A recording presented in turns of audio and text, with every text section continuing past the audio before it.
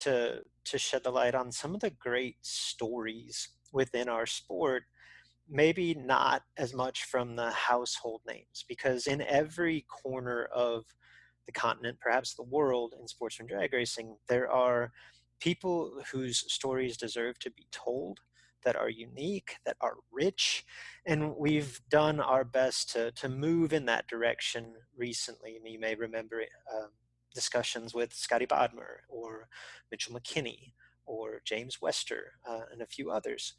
Today's discussion is along those lines. Again, today's guest, Henry Robertson. And many of you, particularly on the West Coast, when you hear that name, you know exactly who Henry Robertson is.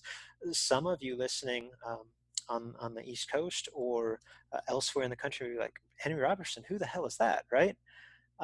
This is a name that if you don't know, I have a feeling you will soon. Whether he was a guest on this podcast or not, he is definitely making a name for himself. And it's also a name that if you don't know, you should. And I think at the end of this episode, the reasons why will be very, very obvious. Henry is the epitome of the epitome of what bracket racing is all about, right? A low budget racer. Now his story is unique. He came up through the ghetto, as he calls it, obviously a rough neighborhood, and racing for him, thanks mainly to his father, it was seen as a way out. Like racing in many respects was a way to keep Henry out of trouble. Now, a lot of us can resonate with that, but our trouble and the potential troubles for Henry, it's a lowercase t to a big capital T trouble that racing has kind of helped steer him away from. So he talks a little bit about that. And he just talks about the pursuit of, this is a guy that has taken what most of us would consider to be very modest equipment and has had tremendous success. And just his outlook on it, the way that he approaches it, I think it is a refreshing conversation. I think it is a motivational conversation. And I have no doubt, I wanted to shine the spotlight on Henry for who he is and what he's done.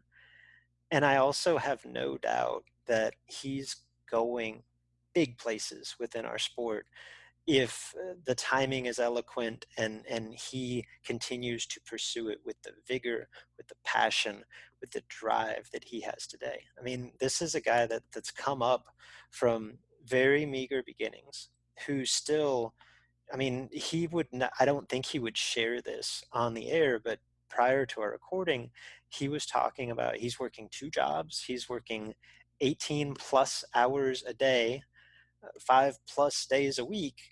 And it's not just to fund his passion racing. Like, that's a part of it. He's trying to build a life with, he just got married. I mean, there's a lot of positives going on in Henry's life, but a lot of this is just rooted in a passion for racing. And that resonates with all of us. And the enthusiasm, the drive that he has, I think I said it several times in this conversation, it just oozes out every time that he talks. So without further ado, like, just brace yourselves. This is rich. This is fun. This is a really, really cool conversation with Mr. Henry Robertson. All right, joining me now, Mr. Henry Robertson. Henry, what's happening, man? What's going on, Luke, man? Happy to be here. Mr. Cool Hand Luke Bogacki on Big J, the Luke's podcast. Man, it is an honor to have you on the show. And I feel like this is a bit unique for me, at least, simply because most of the guests that we have on the show, I have raced with my whole life. I don't believe we've ever actually met in person, but I'm obviously at least relatively familiar with your accomplishments, your racing, and to some extent your program. Obviously intrigued enough that I wanted to have you on the show. So maybe a decent place to start. Let me just kind of go through what I think I know about you and your racing, and then you can correct me where I'm wrong, and hopefully it kind of tease you up to tell your story. That sound good? Okay. Yeah, sounds good. All right. So what I know about Henry is based in Northern California, obviously extremely passionate about our sport. It seems like you will race anywhere, anytime, relatively low budget, yet extremely successful. I don't. The reason that we are connected and that I know at least part of your story is you've been a member of This Is Bracket Racing Elite for a year, so that's kind of how I got to follow along. Um, Correct. Winning a ton, like bouncing all over that side of the country. I think you could tell me exactly, but I think last year you were in like 15 plus finals alone. And then when I really got to paying attention, I watch your videos on Facebook, follow along as best I can. Not only are you extremely successful, you're very well spoken. I get the impression that you haven't been doing this a long time, and for some reason, I think that you started on a motorcycle. How accurate is any of that? Well, I mean, you're pretty close. And first of all, I just want to say thank you for the opportunity, Luke. I mean, anytime I get the chance to talk, I'll jump at it. So this is a blessing for me, and I'm very excited to just have the sit down opportunity and speak with you. So thank you from the bottom of my heart, for real. As far as the information you put out there, you're pretty much correct. I've been racing now for 20 years, or this will be my 20th season, pandemic pending, of course. But I did not start on a motorcycle. I did race a motorcycle in 2007 briefly until it was stolen from me. But yeah, I started out in a slow car, just like majority of kids at 15 years old. As soon as I got my permit, and yeah, everything else was pretty much spot on. I will race anything with at least two wheels and an engine, and I'll throw a dial in on it and feel as confident as anybody going into first round. So I definitely take my racing program serious, and I believe most of the people that are in elite take it serious. We pay money to be there, and I think we hold ourselves to a different standard than just your normal bracket racer, on any given Saturday or Sunday at your local track. So I put a tremendous amount of pressure on myself to succeed and excel in our sport, and I mean, I've done the footwork to try to be successful and emulate pretty much what I see out of you and other racers that have been doing this for a long time and are very successful, what I consider successful. Thank you for that all the way around. I want to dig back into where this all started for you, but let's first give a little bit of context. I kind of skimmed over your recent success, but let's just focus 2019. What were your highlights of the season? And like I'm sure you've got the accurate account of final rounds. I believe you were world champion in the NHRA Heritage Hot Rod Series. Just kind of walk us through last season alone. Well, last season was an amazing year for me. Calendar year. We are on the West Coast. First of all, I want to say that we don't really have an off season. We don't really have a winter. And my hands are doing quotation marks because our winter is pretty much December. That's it. So we're racing pretty much year round. So that means I'm afforded a lot of opportunities to go to the tracks and race. So pretty much every other weekend, it seems like between January and November, we're racing. So final rounds, I'm not very good at keeping stats on myself. That's one thing that I've tried to become better at, and I keep failing miserably, and I will hold myself accountable and try to become better at, keeping track of everything that I do. But I couldn't tell you how many races I attended. I can't even tell you how many final rounds I was in, honestly. But I know I did win 15 events last year, and that was good for, I believe it was 10 or 11 Wallies, including that national championship, the world championship through NHR Heritage Series, which was just, I mean, incredible. Very excited about that. But it actually stemmed back to the year prior, 2018. At the end of I drove really well all of 2018. Had a catastrophic failure, blew up an engine and threw my backup engine in with a new converter setup. And, it took most of the season to get used to it, but it was still putting up wins throughout the year. And then we went to the ET finals in October in 2018 at Las Vegas' Strip. And I know Division 6 and 7 are the only two divisions out of the country that the Saturday's champion goes, that the Sunday's race of champion winner goes to the Pomona, the world championships. But so I ended up winning the 9-round race on Saturday, which is the team race, the big one. That's the one where you have to deal with all of the champions from each track, but you also have to deal with people like Luke Bogacki, who, hasn't had time to race at his local track and try to win a track championship, but now he's at the ET finals and he wants to win just like everybody else. So I won that 9-round race, man, and that's where the ball really started rolling going into 2019's success. Yeah, I would imagine that's got to be a huge adrenaline shot of momentum going forward. What tell us a little bit, and man, I could go in so many different directions here. Number one, if you're listening, you're like, oh, your ears perked up. Like, hey, I need to pay attention to this guy. There's not just smoke and mirrors here. When you say 15 wins, 11 Wallies in one season, like that's rarefied air to be sure. And I get your point too. There was a time in my racing career where I could tell you all the stats. There was a time that it seemed like it mattered, and that time's kind of come and gone. Like I just try to go race and do the best I can, and I get the impression that you're telling me the same thing. Yeah. Um, Tell us a little bit, just background information. I know that it's bounced around a little bit after your engine failure and whatnot, but tell us a little bit about your racing program. What are you taking to the track?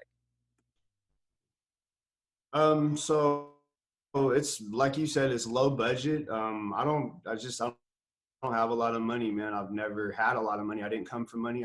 Just a poor kid from the ghetto that has a passion of this crazy sport that we all, enjoy together. So my dad is, my biggest fan, my biggest supporter, the reason why I do what I do. And he just instilled this love of cars and bracket racing into me. And I'll take it as far as it'll allow me, man. That's what is my passion, period, point blank. I lost my train of thought a second. No, What was your vehicle of choice. It's Oh, a yeah. yeah. So I race it's a 1984 Ford Mustang GT350. It's pulled by a 97 Ford F-150 that I sleep in if I have to, and it's rare that I'll buy a hotel. I want to be at the track with my friends and go camaraderie around the track. So low budget. I just barely bought a flatbed trailer this past Christmas for myself. I've always towed with the two-wheel dolly for the past 18, 19 years. With the race cars rear 456 gears rolling all the way down the highway to Arizona or Washington. So so it's a big step for me in the right direction to get a flatbed trailer and get the car off of the ground. That was putting a lot of wear and tear on the rear axle for no reason. So but yeah, it's just a low budget operation, pick and pull 302, stock bottom in 302, man, that I'll throw bearings in it. I'll change the cam, heads, intake, but for the most part, it's a stock bottom in 302, doesn't make much power. And if it goes boom, I pray that it goes down and not up. I don't want to take my heads out, my cam out, but I mean, I have 5 of them in stores ready to go at all times. So if I have an issue, then out it comes, another one goes in, and we're back to racing next weekend, hopefully. So I keep it that way. And someday, I like to have nice stuff and big power, big motor, but for what I am able to do right now, it's perfect for me. What kind of ETs are you used to with this combination? So we've been working on it, trying to get it a little quicker. I have a big mentor and somebody that from Elite, Sean Clark, who's with the spring fleeing races. Sean Clark has been my right hand man for the past maybe year and a half. He's been just helping me tremendously. But we're trying to get the car a little faster. We just feel that it'd be more consistent with it being a little quicker as well as a little higher in the RPM range. So a looser converter and a better setup all around. So we've been working hard to do that. It currently runs like 1130s at 117 quarter mile. In the 8th mile, fastest pass has been a 710 at 97 miles an hour. So the car only weighs 2490 with me out of it. And there's nothing special done to the car. Just, everything bolts on, subframe connectors, 8-point roll cage, 456 gears. We're shooting for a 6,000 stall this time around. I currently have the car tore into a million pieces right now, rebuilding engine and tranny and converter. And why not? We have downtime. This is my winter. I'm taking full advantage of this pandemic. I hear you. No, that I know that Fox Body Mustang is generally perceived as a very affordable platform to do what we do. I know a lot of racers have had success in that regard. And I know that we've got listeners all across the country, all across the world that resonate with what you're saying, right? That this is a low budget deal. I'm getting to the racetrack in any way that I can get to the racetrack. And what's interesting, I think, is most of us, myself included, started our racing career in some manner similar to what you're talking about. And the towing it on a two-wheel dolly, like that's incredible. And it's even more incredible like when you talk about where you're doing it, because correct me if I'm wrong, us East Coasters, we get a little bit mixed up on West Coast geography. Like you're just not, it's not an hour or two to wherever you're typically racing. Like you're going all over the place, right? Yeah, correct. I mean, well, I mean, my home track is Sacramento Raceway Park. I live just north of Sacramento, so it's about a 15-20 minute tow. It's not very far. But then Sonoma's an hour and a half, hour 15 minutes. Reading up north is about a 3 hour tow. And then really the closest track other than that is Southern California. And people think that, LA is close to Sacramento. It's not. It's a good 8 hour tow, 7.5 hour tow. When we go to Vegas a couple times a year, that's a 12 hour tow for us. So for you, you probably roll through 3 or 4 states in that time, and pass up, 15, 18 racetracks. So we're really spread out over here. And yeah, if you want to race, you have to travel to it. So how did, you said you've been racing 19, 20 years now, right? Yes, sir. How did this begin for you? Like what is the earliest memory that you have of the drag strip? I mean, honestly, man, it's all I've ever known. I was literally born and raised at the track. My dad had me at the racetrack. My mom tells me within a week of being born, we had a big race at Sac Raceway, and she kept me in the car the whole time with earphones on. But all of my fond memories of growing up are from the racetrack. My dad would. I've spoke on it plenty of times in any chance I can, tell people. But when I was a kid, my dad was like the father figure of the neighborhood. Like where we grew up, a lot of the kids didn't have dads.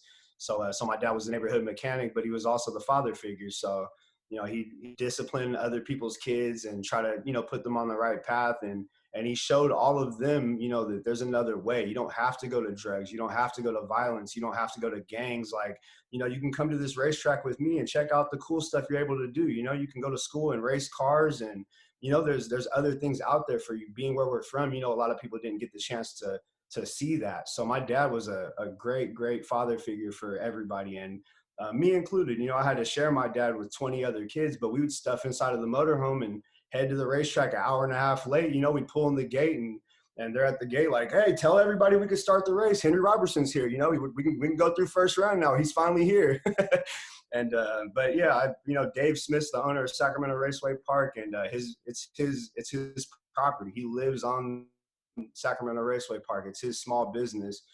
The racetrack is actually, it used to be a landing strip for his plane. That's what it is.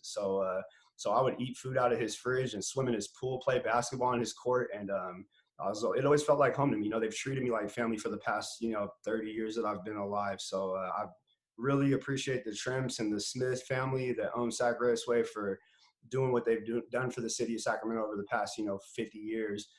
Just giving us all a place to grow up and race. And I was hoping, to someday raise my kids at the track, and we're in lieu of losing it. So it's a sad time, man. It is. Yeah, no, scary times for a lot of people all across the country on that note, for sure, all across the world for that matter. What, so if I'm gonna double click a little bit on this, Henry, I get the impression just from what you said that you didn't grow up necessarily in the greatest area, but you had strong family impact. And that, like, it sounds like racing was almost a way out, not necessarily just for you, but even for the others in your community that your father kind of mentored and took under his wing. Is that fair? Definitely, 100%. I mean, and a lot of the kids that I consider family, I grew up with them. They came to the track as kids, but none of them have went the route of racing. Like that's my dad. That's my passion, is to be like my dad. But yeah, no, definitely, just where we grew up, it was hard, and I didn't know I was poor until I got older. I thought we had everything we needed, but a lot of days my dad would have to make a decision. Are we going to the racetrack, or are we going to eat for the week? And we're at the racetrack. So like I grew up with that mentality, like that. Like we're racing. That's what we do. It brings joy to our lives, and that's how we want to treat it. How did your father first get into the sport? So my dad, he's an old man now. My dad's a generation. I'm a generation behind all of my first cousins and brothers. My dad he'll be 78 years old this year. He was born in 1942. So he grew up in San Francisco in Bayview, Hunters Point. It's like a naval shipyard is right there. So everybody worked at the local shipyard or steel mill. And when he was able to buy his first car at 15, 16, all the kids, they would street race. That's what he grew up doing, was street racing around San Francisco and Oakland. And like, he's told us stories of, there's a place called TikTok. It's a drive-in sandwich joint on 3rd Street, like the main street, that they would sit there and street race, and cops would be sitting up on the hill betting on them. They're betting burgers on watching the kids race down the street. But so that's back in the 60s though, and it's a way different time then. So when Baylands really started popping off and bracket racing started becoming a thing, that you didn't have to have a lot of money or first one there necessarily. Like, they have this thing called bracket racing where it's timed. Anybody can do it. Then my dad started taking his 51 Chevy to the track, and trying to get into it that way. And like, I have memories of like, you're in elementary school, and you have parent day or show off whatever day, bring somebody in, and who's your hero. And I bring my dad in, and everybody knows I talk about my dad highly. Like, my dad's a race car driver. Like, no, he's not. Like, yeah, he is. He's the best race car driver ever. And my dad would come into school, and the first thing out of his mouth would be, "I lose all the time. I never win." I'm just like, "Pops, like, you don't have to say that part." We could ditch the humility for a minute, right? Yeah, like, just tell him you race cars. Why you got to tell him you don't win ever? But that's my dad, man. He's a great man. Like I said, he's getting older, starting to slow down. But that's who I try to emulate in life, is that's my hero, my dad. As you are growing up at the racetrack watching your father, was he particularly successful at that time, whether um, by by the standards of the those watching, or maybe perhaps in your eyes? How successful was he? I mean, in my eyes, of course, I always thought he was, good. I mean, looking back, no, not really. Like, he had a street racer's mindset, that if the car ran a 1240 and a 1248, like, he's gonna dial a 1230 and run it out the back door. I'm exaggerating, but I mean, I know it was a different time back then too. But 410s Pro Tree, late 80s. And I mean, he did okay. He won some big events, but like, the number game and just all the stuff that I throw at him on a weekend at the racetrack, like, I could see it in his eyes. Like, he doesn't know, he doesn't process the way we think, the numbers, like to this day, we'll go out of town big bucks racing. Like, he just started going with me to the out of town stuff, and he's not familiar with the format. Like, I just won 6th round and we're not in the money yet. And he doesn't understand that. Like, you know what I mean? Like, what do you mean we're not getting paid if you lose this round? Like, Pops, like, there's still 17 cars left. Like, we got to go one more round even to scratch the surface of the money round. Like, we're there, but we're not there yet. And like, he'll come up to me, and like, it'll be a big round, or I got a big name next to me, which I care less about. But my dad comes up and he's, "Oh man, all right, so don't go red." Like, whoa, time out. Like, I don't practice as hard as I practice or got to where I'm at right now by being scared of going red. Like, Pops, get away from my car. You got to go somewhere.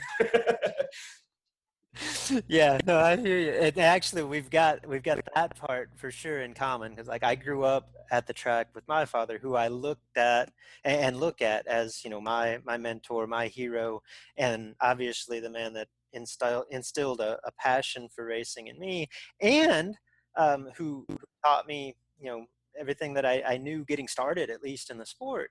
And yet, similarly, like, I went to the racetrack with my father seemingly every time that the gates opened, from the time that I was 4 years old to what I started racing a junior dragster at 11 or 12. And I never, and he continued to race after that. I never watched my dad win a race. I never watched him make a final round, which is, Oh man. yeah, so many people now are just shocked by that. But I looked at him as a really good racer, but he wasn't, particularly successful. And similar, like, I assume didn't have the best equipment. I mean, there's a lot of reasons for it now looking back, but um,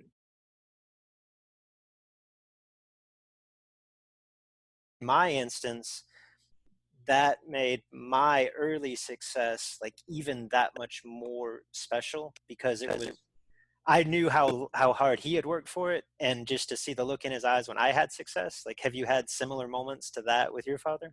100% still to this day. Like I know that he's amazed by some of the things that I do with what I have, you know. Like I when I win, like I set it up to where there's some trophies behind me, but these are stolen from his house because when I win a trophy, it's his. He takes it. I get to keep the money. He keeps the trophies. So he guards them safely. You know, they're near and dear to his heart. He asks for, like, when I win a race, he'll ask for all the time slips, and you know, he goes over the time slips and he'll call me and just be like, wow, like, you know, wow, you were sub 15 for 6 rounds. Like, that's amazing. And I'm just like, like, look at that last slip. I gave it back a thou. You know, like I'm upset. I'm mad. I should have won that round, you know? And he's just like, no, like, look at what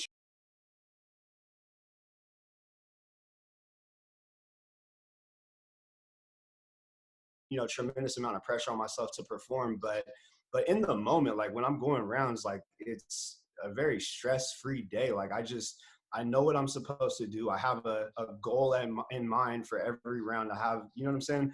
I will situationally change my game plan going down the track, but for the most part, like I have a routine, I stick with it, and we try to turn on win lights every single round, whatever we have to do to get through the round. You mentioned that your father started doing some of the traveling with you. How often is he with you at the racetrack these days? Oh, here locally, it's every single race. That's good. It's every race. But the out of town stuff, just because, like I said, I don't necessarily want to stay in a hotel when I go, you know, somewhere far. I want to be at the track with my friends and, you know, be there for the, you know, for the call in the morning or hanging out late night. Like that's just the way I enjoy going racing. So my dad's older. He wants a hotel. Like I need a shower. Like I'm gonna go to the truck stop, pops. I don't need the, you know, I don't need to lay in a bed. I'll sleep in my front seat of my truck. It's not a big deal. So he just started going. I think the first race he went to was Woodburn, Oregon, last year, and that's a good 13-hour tow up to Woodburn. And that was actually the place where I was speaking about the. It was what they have is 5 races over 3 days. It's 3 main events in the daytime and then 2 shootouts at night. And every single race, I made it to 6 round where it was a odd number of cars and we're not in the money. And I lost that round every single race. And my dad was so upset. Like we just drove all the way to Woodburn. You won all these rounds and we didn't come home with $1. Like, yep, that's big bucks racing. Pops, welcome to it. It is, like it or not. What, man, when I listen to you, when I see your in-car videos and things of that nature, like the passion and the motivation, I guess the passion for what we do and the motivation to be successful at it just oozes out of you. What, I don't know if you can even sum this up and articulate in words, but what drives you? Like, where does that motivation come from? Man, that's a great question, Luke. And honestly, I think a lot of it has to do probably with myself. Just I want to be regarded as one of the best to ever do it when it's all said and done. And that may be a lofty goal. It may be like I know a lot of times like I self promote all over Facebook and social media, and like I feel like if you know if nobody's going to do it for me, I have to make the public aware of what I do. And I get a lot of great feedback and you know positive comments from it. Very few negative anything. Like people like what I put out there, and I feel like they you know genuinely join in on my successes. But I throw it all out there to the wind. I mean, good times, bad times, like mistakes, everything is there. I don't sugarcoat anything. Like I try to put it out there raw because I want the people to know that like what we do isn't easy. Like it's not easy to you know to cut a double a light every single time you go up there. Like it happens. You're gonna go 30, you're gonna go 40, and even that, like I consider that late, where a lot of people are you know that race every weekend locally with us are like I'd love to have a 30 light every pass. Like I don't hold myself to that standard. Like I'm striving to be something greater. And I know it comes off as like there's a thin line between cocky and confident, but I exude confidence. Like I have put in the work. I'm very confident in what I can do round to round, and I just try to let it hang out every single time. Has that confidence always been there? I mean, I feel like it always snowballs with success, but have you like since day one felt like you could be and were really good at this, or is this more of a progression as you've gone, as you've had more success, that continues to build? Well, Luke, I grew up racing my street car. It was a '82 Buick Regal. My dad painted it pink out of all colors. Who knows why? And like I had to deal with that side of it. People Is making this like fun a boy named Sue situation? Like, of is he just right. there to toughen you up, or what? I have no idea. I think it's just my dad's favorite color. He may be colorblind like me. Who knows? But but so like I mean, the car wasn't fast. It started off 15s. We got it eventually down to low 13s. But I've always raced slow cars. Like I've always felt really really comfortable being chased just because I have so much practice at it. Like the big mile an hour splits nowadays don't bother me one bit. I feel just as confident. But going back to high school and learning to race, like I thought I had a good grasp of, I would win some rounds, win some races, but I thought I had a good grasp on it. But there was somewhere around, so I bought my current car, the Mustang, in 2009 from a close friend who I helped build the car. Not helped, but I had watched him build it from the ground up. It was his high school car. And when he had a chance to buy a tube chassis car, he sold me this one. And, I put my touches on it and began racing around 2011 and went through a bunch of motors and trannies in a couple years. But somewhere around like 2013 or 14, I had a nice little setup, and there was a nice little combination that didn't need much maintenance. It ran a full season. I didn't have to deal with pulling the engine or changing the tranny. Like it was a solid car for the first time in my life. It stayed together, and I didn't have to worry about something grenading, on every pass. And somewhere right around that time, a light bulb just went off in my head to where everything got easier. I was like, I don't have to be double O every single pass to turn on the wind light. Like if I can go 12 and be confident that the car will run close to the number, we might be able to turn this wind light on. My racing, I've changed, the style of racing multiple times, but for the most part, the way you put it is I'm a driver. I'll hold as many numbers as I need, and I'm 100% banking on my skills. I'm going to chop the tree down, and I'm going to bring you up as close as possible. I'm taking the double O stripe, and we're going for double O every single time. So it puts a lot of onus on me as a driver to be good every single round, and a lot of mistakes are made because of it. But now, current time, we're trying to get the car to catch up to me. I want the car in a place to where I can actually lean on it. I can go double O and 30 and just whomp it once and know I'm good. I can take 20 and still be good. I don't have to give it back accidentally 001 to be 3 over. You know what I mean? Like there's a lot of times where I overdrive in situations I don't have to. And and I know it all stems from an inconsistent race car. So to answer your question, like I said, when I started that Regal, back in the in the heyday of when I started, it was so all over the place to where I literally was holding almost a tenth at any given round, and I knew it. But I would bank on I'm gonna try to cut a light, which I'm 27 on the tree, like I'm so good, and and I'm gonna bring them up as close as possible. And back then, that turned on, those 60 packs turned on a lot of wind lights, but now 2020, it's not like that anymore. No, but what I'm gathering from this is while some would look at your current combination and go, man, that's not the best tool for the job. It sounds like it's by far the best tool for the job that you've ever had. And I think Oh, definitely. there is because I went through this early in my racing career. Like I feel like I kind of came up racing, for lack of a better word, junk. But it made me so much better once I got a car that I could depend on, because as you said, like if I was going to win races, I had to win races. Like it was completely 100% on my shoulders. And from the sounds of what you're saying, like I feel like there's a bit of a transitionary stage in there where you've got much better equipment, but you still, like, you came up racing one way, so you don't ever really trust it, right? And you kind of get in your own way occasionally because you're still putting all of that onus of winning the race on your shoulders.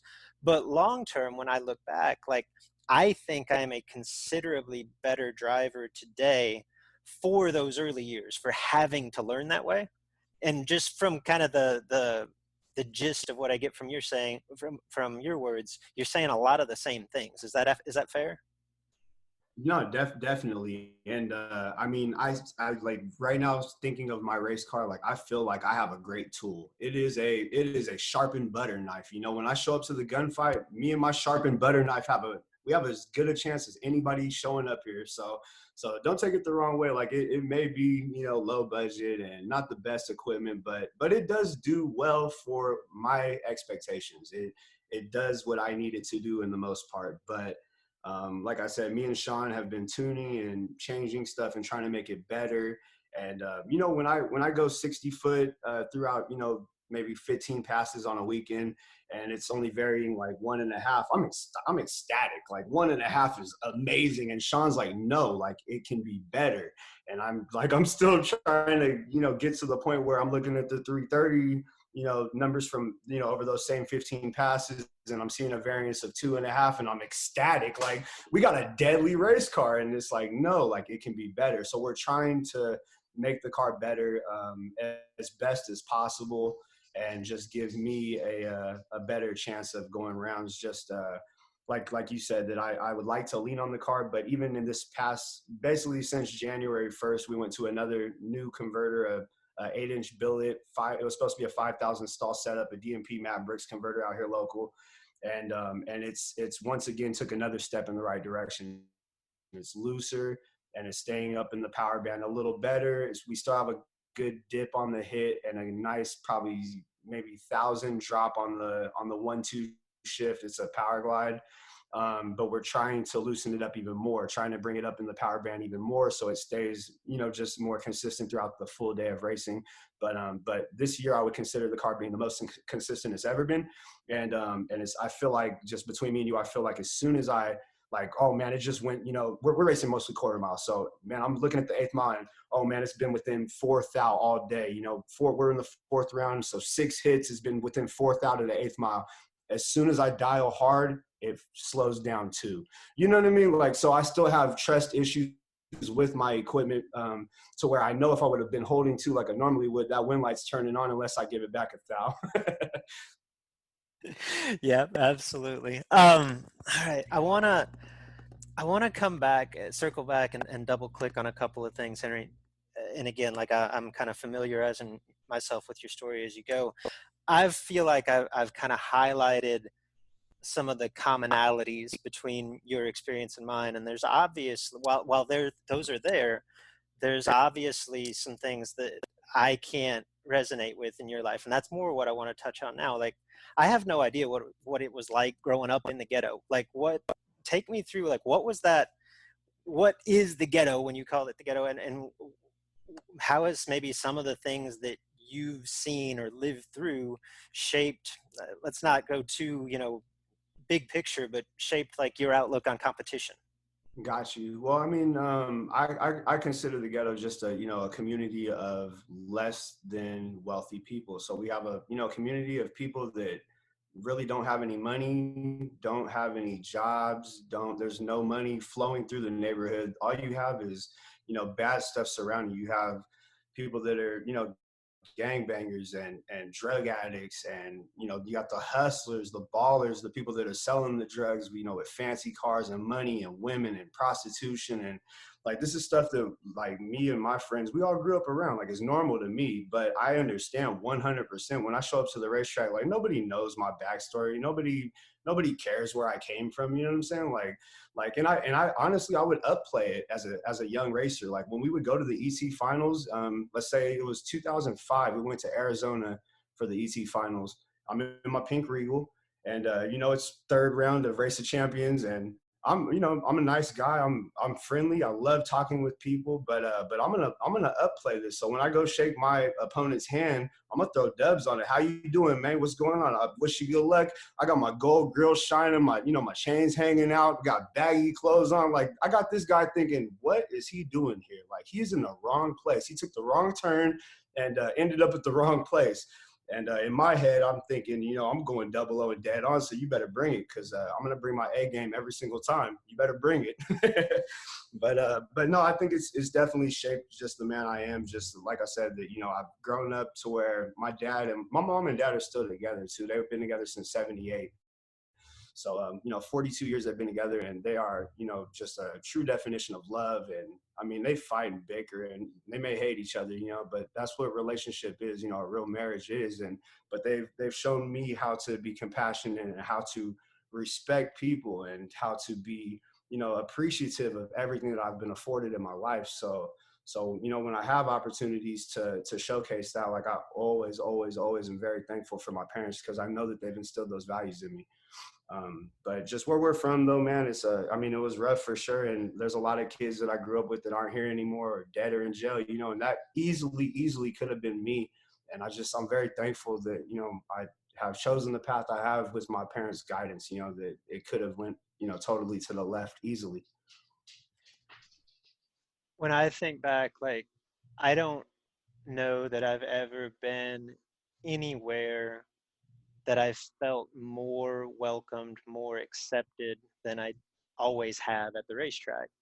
And now, in the context of this conversation, I feel like I say that, but it's kind of easy to say because I think I look like most of the people I was around at the racetrack. Like you know what I mean? There's a lot of commonality. You didn't necessarily have that, and I'm just curious. Like, have there been instances where you felt like an outcast? Like, was this? Tell me some of the hurdles that the average like white guy can't understand coming into Well, our sport. yeah, no, I definitely I can agree with that. And I try to not even think of it this way because it's something that I would hope it's not going on, but you're right though. And now looking at it, like we're all connected with social media, and it's a little more broad spectrum of being able to see places that you're not necessarily familiar with. So I see a lot of black folks out down south racing and mostly grudge racing. And we have a few even here, like, one of my big sponsors, Jermaine Bodie from, Street Outlaws, Team Bodie Racing Garage, and as well as Monty Fitzgerald. Cloy Fitzgerald used to be, it's his dad. He's one of the Division 7 tech guys.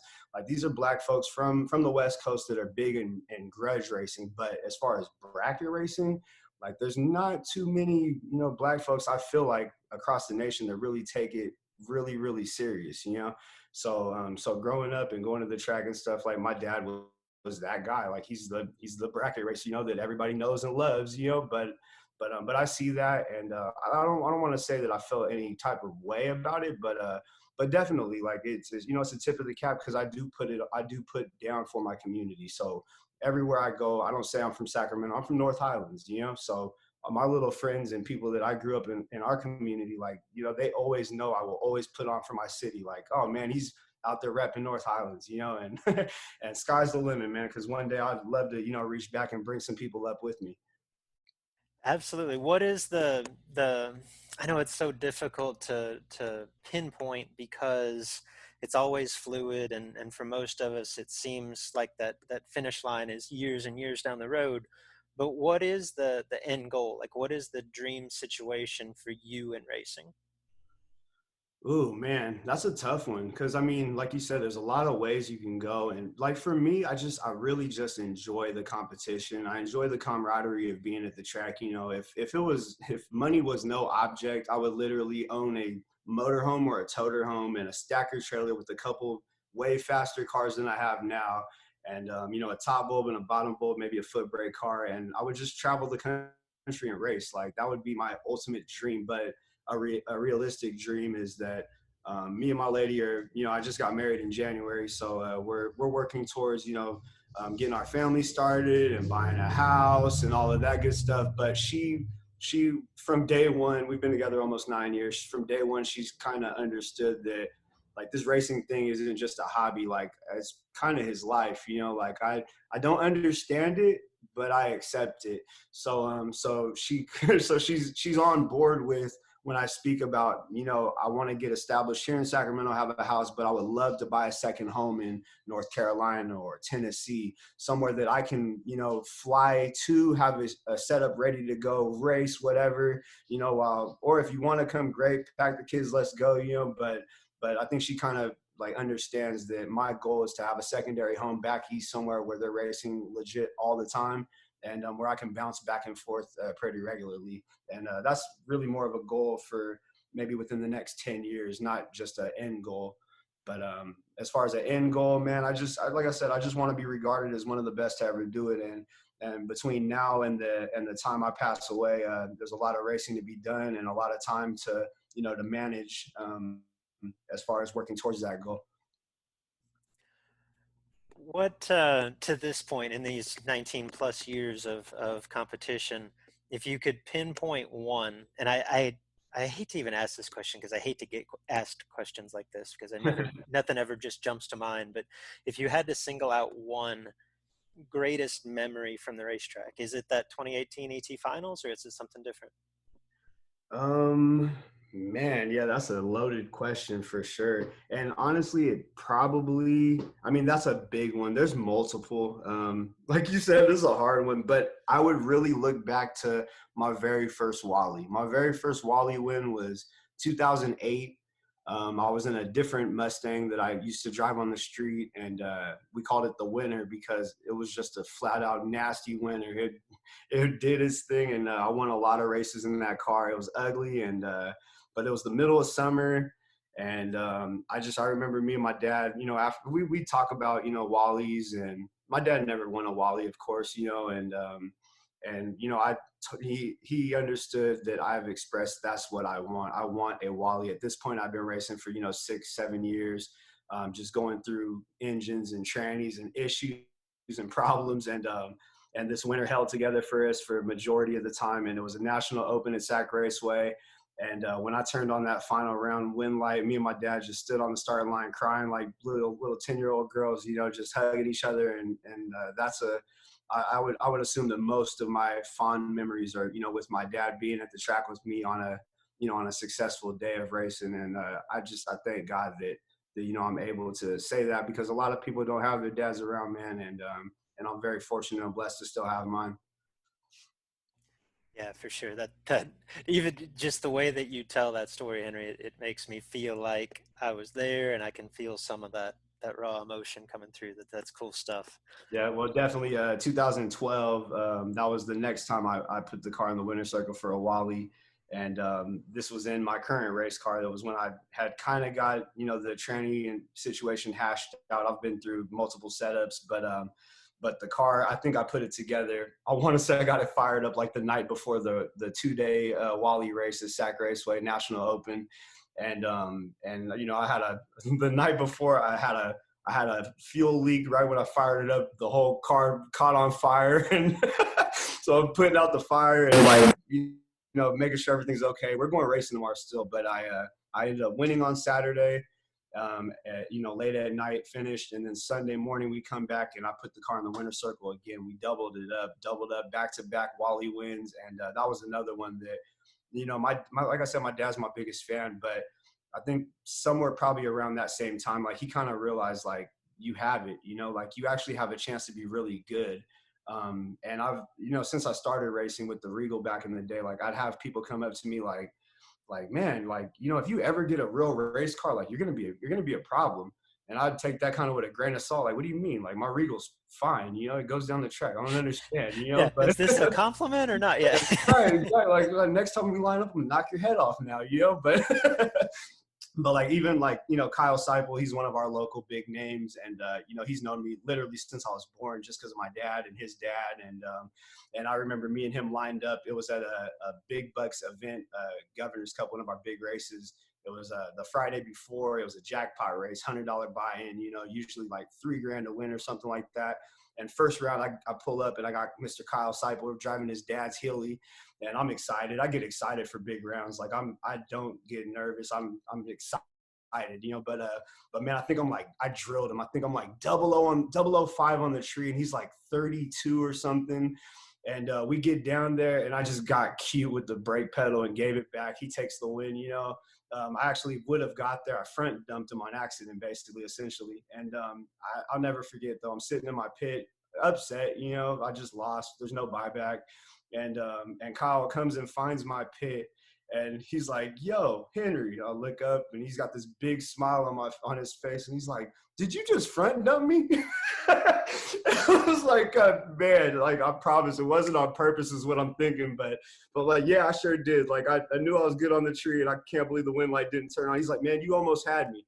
He's like, "You're gonna be a really good racer someday." And I always like, take those type of comments to heart and remember those type of deals to where people believed in me from a young age to be a decent racer. And it's great to be gratified by your community, just that we put all this time and effort and money into it. And to have the, acknowledgement of your peers is pretty much everything. That's all you can ask for. Yeah, for sure. I don't think many of us maybe don't even realize that. And I think fewer yet say it.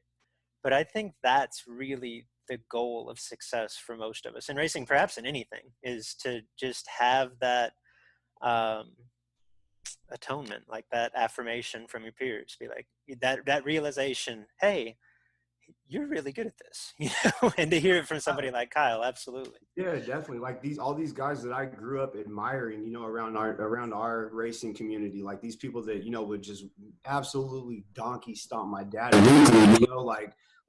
like when we race now, like they're pretty much getting beat every time, and they have, they have the niceness in their heart to come up to me and let me know, like, wow, like you've turned out to be a really good racer. I wasn't expecting that. I can't believe you did what you did on the track. Like I do unorthodox stuff all the time. Like I don't have a normal set routine for every single race. Like a lot of people that I race against, I know what they're going to do. Like I'm unpredictable. So when I pull a trick out of the hat and it works, it's pretty surprising. And just focusing a little bit more again on the community aspect. We mentioned at the Open how our relationship really started through This Is Bracket Racing Elite. Um, just briefly, like I'm not out to make this an infomercial by any means, but this, as our listeners are listening to this, will kick off open enrollment week for Elite. So for maybe those that are on the fence considering joining, like you were obviously a very accomplished, very successful, very talented racer when you joined our community. And I don't think it's something to where we're necessarily going to tell you much of anything that you didn't already know. So with that in mind, you're like a year into this roughly. What has been the benefit to you from being a part of This Is Bracket Racing Elite? Wow. Well, first of all, I really appreciate the kind words, Luke. But no, definitely, man. I just, I like when I look at Luke Bogacki Motorsports, like that is to me the ultimate goal. So to see you having success with as many people that join and follow and hang on every single word you say, I mean, you spew out a lot of information, useful, great information, but it's a lot of information, and it takes somebody driven and motivated to even stem through a lot of it and find usefulness, you know what I mean, out of what we do. So for me, when I came in, I talked to Sean before we joined, and I told him, like, I honestly, I don't know like what I would get out of it. Like I'm not trying to be cocky or funny or anything. Like I don't understand like what I possibly could gain from this, and within the first, I say maybe 3 hours of watching videos, dude, like I was hooked. I could listen to you talk all day, every day. Like you're speaking on my passion. So it's great. It's amazing. There's a lot of things within Elite, the community, that don't necessarily apply to my racing program, as far as, shock settings and tuning for the SR20 heads and like all this just, this name brand stuff that I just don't have. Like I'm a little foot breaker from California. Like I don't have a lot of this settings and, adjustment criteria. So for me, I gained a lot of knowledge and got a lot of stuff out of the aspect of the internal, the mindset, the preparation, just the way that you are able to put it into words is amazing, man. And the way that you always refer back to quotes and just putting stuff in front of everybody daily on a daily basis, man, it's and holding us accountable too. That's one thing that I never have really done that I have done tremendously over the last year and a half is, I'd go double O, go 13, go 12, and then have a 40. And I'm just like, like, yeah, well, it is what it is, like, yeah, it happens. Like, no, it shouldn't happen. I'm holding myself more accountable now to the performance side of it. But the mental preparation, though, the exercises that you put out on Elite is second to none. The Bob Rotella quotes, like just stuff, everything that stems back to the mental side of it, man, it resonates with me 100%. And I appreciate it because I think it's changed my mindset once again on just, the whole outlook of this bracket racing thing. Man, thank you for that. I promise that was not a paid endorsement. That's awesome. I appreciate that, Henry. What this might be the trickiest question of the whole episode, but because I feel like it's tricky for all of us now that there's more, right? I guess there's less certainty than we've ever had before. So I feel like when I ask you, hey, what's next for you? Like, I don't know if any of us really know, but what what are your future plans, racing related? Obviously, once we get back to some sense of normalcy. Got you. Well, currently, right now, my car's in a million pieces. Just I sensed the opportunity of it being some downtime, and was kind of on the fence really about going too deep into it. And my dad just 100% flew off the deep end. Let's go. So engines being rebuilt. We already did the tranny and converter. I'm going up to a 6,000 stall converter. We're shooting for anyways. 8-inch billet. I rebuilt the rear end. I had a little like vibration coming from the rear end, so that's already done. So when it comes back, it'll be 100% ready to go whenever that date is. As you know, we have these little coronavirus races going on out here on the West Coast that we don't speak on. You know what I mean? But but definitely. So we are able to race a little bit right now. But once NHRA opens the floodgates, I'm planning on attacking it 100% full throttle. And for me, as far as just something that I've been looking forward to for really since it started. I'm not sure what year, like 2012 or 13, but when Kyle and Peter Bionde started Spring Fling, I've always told myself, like, that's where I want to be. Like, I don't care what it costs. I don't care if I come with my sharpened butter knife to that gunfight. Like, I want to show up and show out and, just mix it up with the best of the best. And luckily, man, I've been afforded the opportunity this year. I'm in a position to put myself there, but I did have some silent help that has stepped up tremendously to make sure that Robertson Racing Inc. will be at the Spring Fling Million in Las Vegas. So I'm more than I can't even put it into words how ecstatic I am, man, just to have the chance to go. And so I'll be in the bottom Pro 38.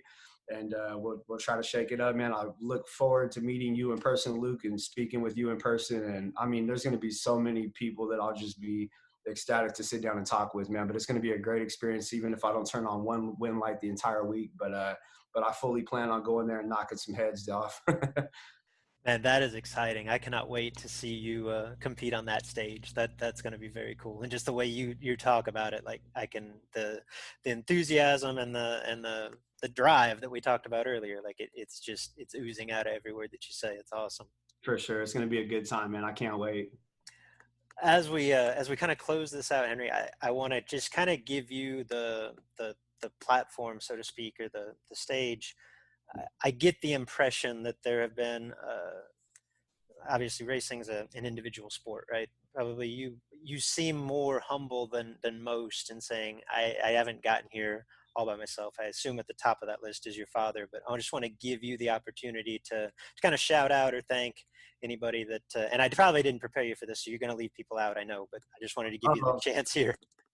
Oh no, I have them wrote down 100%. I'd show you the paper if you had me on video right now. But no, we definitely we're as racers, we look at marketing partners and sponsorship as it's a mutual benefit, mutually beneficial relationship. So without sponsors and people backing us, it's hard for us to do our job, but it's also harder for them to sell products. So it's a hand in hand type of thing. So I was going to take the floor on that, regardless if you let me or not. but no, definitely my dad and mom, just they're my biggest supporters, biggest fans, and I love them and thank them from the bottom of my heart. For my beautiful wife, Julia Alvarado. I'm sorry, God, that's their maiden name now, Julia Robertson. She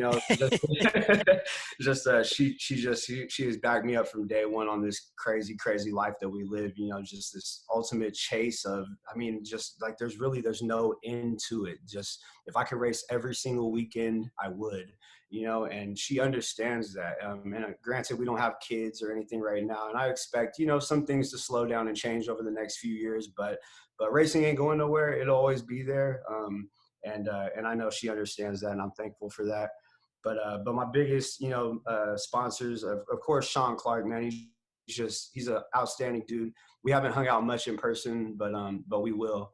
I look at him as a friend now, and he's been there every step of the way for the last year and a half as somebody just to bounce ideas off of while I'm at the track, or, this problem or that problem. And he always has great sound advice. He's a good friend, him, Kyle Seipel.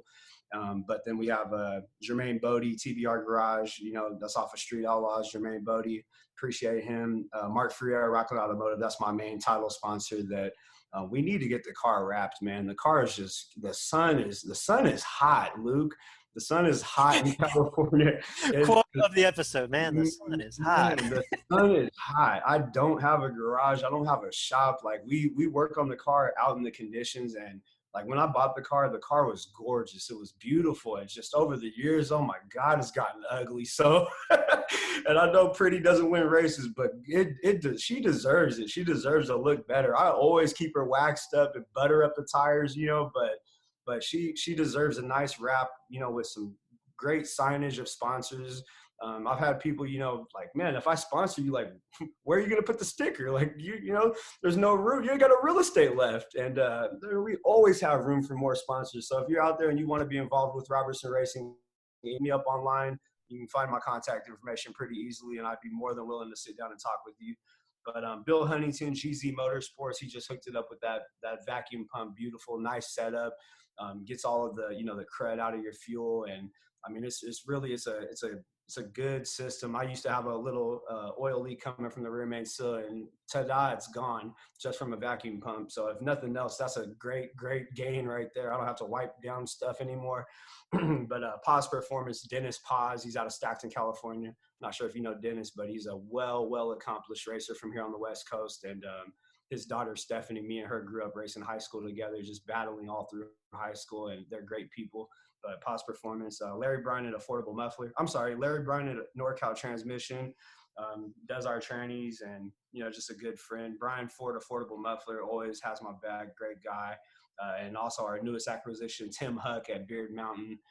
It's a sponsorship for facial products for men with beards. I don't know how I landed that one, but with this big beard hanging off my face. But if you enter, my race car's name is Stickers, by the way. I'm not sure why they call her that. But if you enter in the checkout at beardmountain.com, if you enter Stickers15, STICKERS15, you'll get 15% off at checkout. They have a lot of oils and face creams and stuff of that nature for guys with beard. You know why? Because we have skin too, so take care of it. You want to look good when you get old. You don't want to be all wrinkly, Nice, I love it. Beard game strong. Like I should have given you that right off the go. Yes, And then, correct me if I'm wrong. The vehicle of choice has gone from the winner to Stickers. Am I getting that right? So the winner was an old Mustang I used to race. Sure. Yeah, so Stickers, we call her what is she called? Why I don't even think right now. It's the money maker. That's what it is. Hey, there you go. All right, I like that. She's the money maker, not the money taker. Because I was thinking Stickers doesn't really do it justice. I mean, I get the nickname, but yeah. I'll sell Eskimos, or I'll sell ice to an Eskimo at a high price and get them twice. You know what I mean? So the car is what it is, man. It's low budget, and when I win money, I want it to go into my pocket, not back into the car. Just to be honest with you, like she doesn't need very much. Oil change here and there, spark plugs, and I keep it very low maintenance. I try to, like, there's a lot of times where I'll pull the hood at the end of the race weekend just to make sure the engine's still there, because the hood ain't been off all weekend. And that's what it's all about. A lot of us, honestly, myself included, at times lose sight of that. But that's the basis of bracket racing, and I think it's so refreshing to see someone like yourself having the success at the level that you are, and have that outlook. Like, no, I don't need the best, the shiniest, the fastest. Like, I just need a tool, and you've got a tool. Well, I think that's probably one of the main points of this is racing elite. It's somebody that wants to be good, that maybe necessarily is not fully there yet, take advantage of Luke's program. This is Bracket Racing Elite is a community of people that want to be good. We want to excel. We want to dominate when we show up to the track. So if you're looking to up your program, man, like bracket racing is it's the best sport in the world to me, because somebody like myself that doesn't come from money, I have success within this sport with very minimal equipment.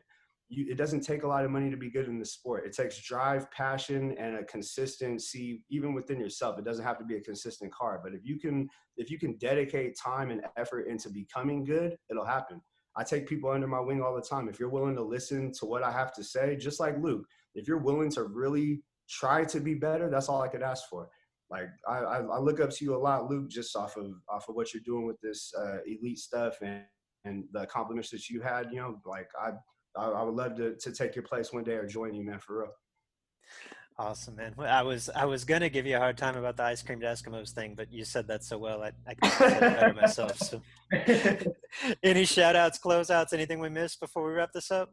No, I just, like I said, man, I'm thankful to God for, putting us on this earth and giving us this great sport of bracket racing. And just thank you to my friends and family. And like, as bracket racers that take it as seriously as we do, like a lot of my friends, they already know if it's between the months of January and November, if you invite Henry somewhere, he probably ain't going to show up, we're racing, we're at the racetrack. So I thank all my friends and family and, the people that have stuck by and supported me through everything. And sky's the limit, man. We're going to keep pushing, and as more opportunities, open their door, we're going to step through with full confidence and ready to take on the world. Plan your weddings for December. If you can graduate in the winter semester, that would be optimal. That would Yeah. be amazing. Yeah. Yes, sir. Henry, again, man, thank you for coming on. Thank you for sharing your story with us. I really have enjoyed this. Wish you nothing but success going forward. And as has been the case for as long as I've known you, wherever you are, we'll be cheering you on from here, man. Thanks again. I appreciate you. Thank you, Luke, man. You guys have a good one. I can't wait to meet Jed too. Yeah, you're in for a treat there, no doubt. Sounds good, man. Thank you. And Hey gang, Luke here with a few words about This is Bracket Racing Elite. I hope, if whether this is the first time that you've listened or if you've been a long time listener here to the Sportsman Drag Racing podcast, I hope that you're familiar with thisisbracketracing.com. That is the website that I started 12 plus years ago in an effort to help racers just like you become the best version of yourself on the racetrack. Over that time, we've literally helped thousands of racers in that pursuit. Our premier membership community, This is Bracket Racing Elite, that is the cat daddy of what we have to offer on thisisbracketracing.com. It's been so popular and there's been so much demand that for the last several years, we only open the doors to our community. We only accept new members twice a year for just a week at a time. The reasoning for that, again, because the demand is so high, and two, it's just due to our focus on delivering and creating, providing value for our membership. So for 50 weeks out of the year, that's all we focus on, is providing value, providing insight, helping our members walk through the process of getting a little bit better every single day on the racetrack. The other 2 weeks a year, we focus on marketing. Well, this is one of those 2 weeks. Enrollment is now open, starting Friday, May 29th, stretching through Saturday, June the 6th. So time is limited. We only do this twice a year. It's only for a week. I would strongly encourage you, if you feel like there is opportunity in your racing program to take the next step, however big or small that step may be, This is Bracket Racing Elite can help you get to where you want to be. Learn more at thisisbracketracing.com/elite.